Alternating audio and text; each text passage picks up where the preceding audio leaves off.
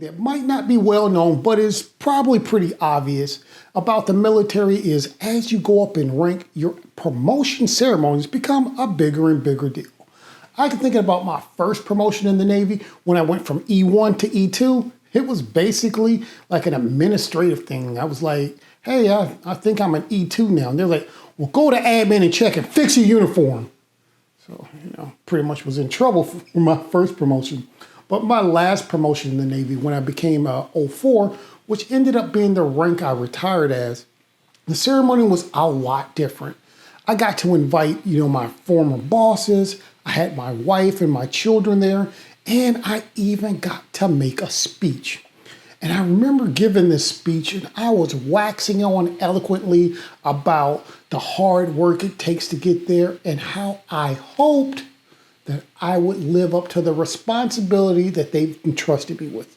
And immediately, while I was still talking, my commanding officer, the great Tushar Tembe, rest in peace, sir, interrupted me and he said, "Hope is not a plan." And I wish I was a lot more Johnny on the spot, because I would have been like, yeah, that's why I have this strategy that's going to ensure that I succeed. But instead, I was taken aback and a little freaking miffed by it. Being that it was my boss, and in a ceremony with all my family there was very little that I was able to say other than, yeah, it's not a plan. It's not. That sticks out in my memory because he was just being himself, and he is a great leader in my heart and mind. But that's how he had trained himself, is that you don't hope for stuff. You actually make a plan for it. He was right. Hope is not a plan. In fact, hope is kind of like the wind, right? Like it blows on all of us.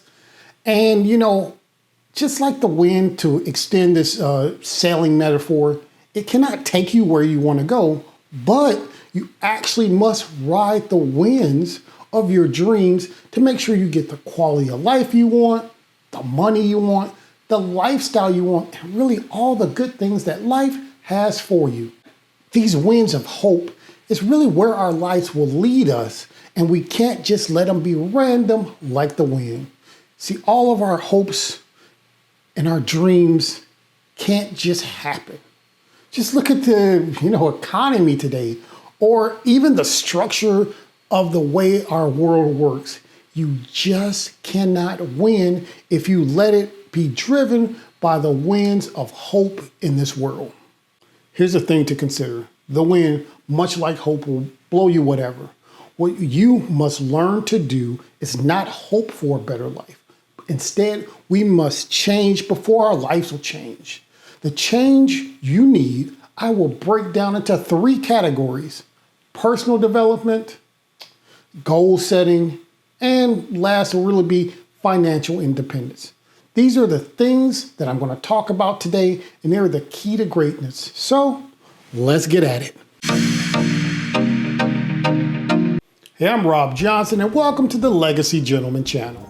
The first thing I want to talk about today is personal development, but I'm actually going to approach it from a different angle, right? Look at your development like from an economic angle, right?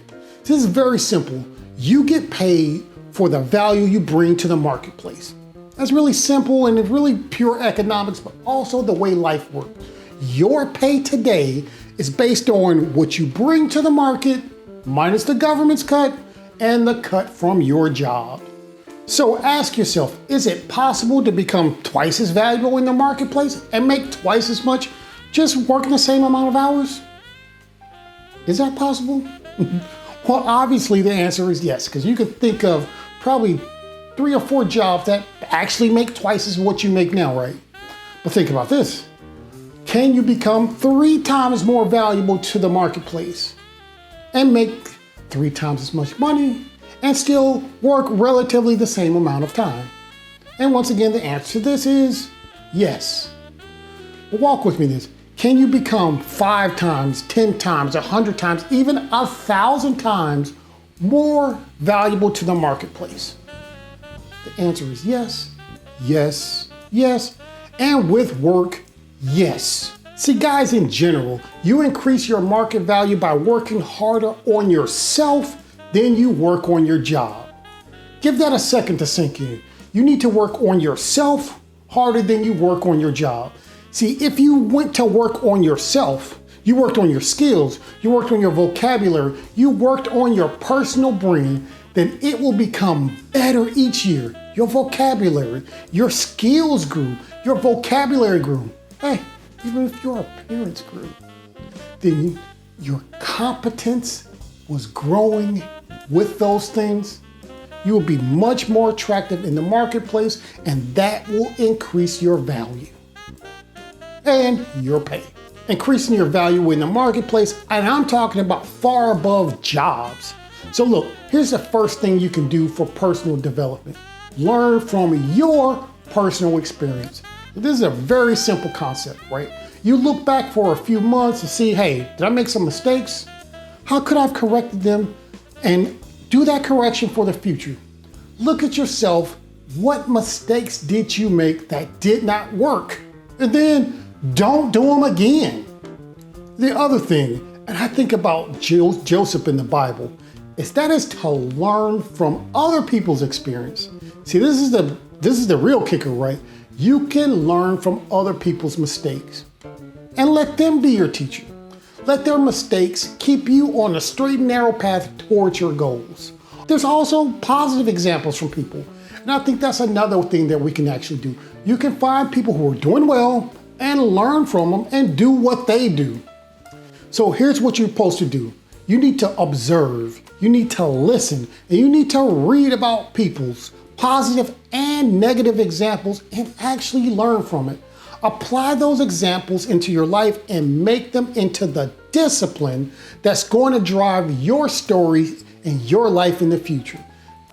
So I'm going to start talking about goal setting, and there are really attitudes you need to consider when you're thinking about goal setting.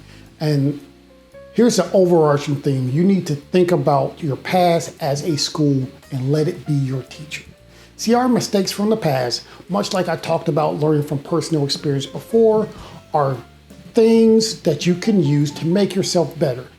But what you don't want to do is use it as an excuse or to beat yourself up and hold yourself back and stop you from reaching for bigger goals in the future. Instead, what you want to do is use those mistakes you had in the past as a tool and a stepping stone to reach new heights. How do you see your future? Like, is your future going to be better than your past or worse? Well, look, guys, right now you are designing what your future will be. You can face your future with happy anticipation if your future is clear and well designed. See, guys, I'm still talking about goal setting here, and the first step is very simple. You have got to decide what you want. Job, money, muscles, family, whatever. You just got to decide. And once you've thought about what you want, make a list. Like, seriously, write it down. This list is going to serve you well. In fact, I would even say make a vision board to go all the way out. But the main thing is you need to be able to show how you've grown over time and how you've changed. So you want to hold on to this list. And then when you get something on that list that you've made or your vision board, have a celebration about it. Here's why it's important to have a list when you're designing your future. See, when your future gets clear, the price to actually reach it becomes clearer. That price is going to be your roadmap to success. See, for every win, there's a price to pay, and everybody has to pay it. Everybody has to have discipline to actually reach their goals. When it comes to goal setting men, you will find that the journey to achieving those money goals, those relationship goals, or even those business goals, they're gonna make you a better person if you do it the right way. Look, you still need to find a mentor. Find somebody who can help you reach the next level. But the skills you gain and the knowledge in your head, that's gonna be the most important thing when you actually gain these levels, and it'll help you achieve your next level and achieve the same level of success again in the future. Financial independence, or the ability to live from the income of your own personal resources. This will only happen if you develop the correct economic philosophy. So answer this. Do you invest in yourself, then spend what's left over? Or do you spend and then if you have something left over, you kind of invest in something? Kind of along the same line. Profits are better than wages. Look, wages are great, but you need to have something that's actually termed as a profit because profits have no limits. And you might be wondering, hey, what about bills and debts? Because look, most of us are going to have some sort of bills and some level of debt. So here's some quick money stuff for you. So here's what you want to do. You want to live off as little of your income as possible. Life is weird, right? When you're younger, this is easy because all your money, if you had none of it or all of it, it's fine. And then as you get a little bit older, you're like, oh, I'm spending every dime because of whatever, especially if you don't have good teachers. Then hopefully by the end of your life, you're living off a lot less of your income just because you don't have a lot of expenses. And really that's the goal. You want to be, as soon as possible, living off of less than 50% of your income. That is when you'll start seeing a lot more opportunities to put your money in places that's going to earn you money. And so that money you're not living on, some of it you really should put into charity. And then the rest of it, you need to go some portion of it in active investments and passive investment. An active investment would be something like a business you own, and passive investment will be something that is used as capital, like in a loan to somebody else. And I'm really talking more about like government bonds other than stock and crypto. But look, I am not a financial advisor and I'm not intending to give you financial advice. All I will say is don't spend it all in one place and don't spend it all at one time. So look guys, we have less than 90 days left in this year. And so it's a good time to set goals. It's a great time to work on yourself and work on some of your skills to make yourself a better person. Look, this is a continuing process. Personal development, personal growing, challenging and developing yourself, and having a good plan for your life, for your money, and for your future. So guys, why not do it now? So thank you very much for stopping by the Legacy Gentleman channel.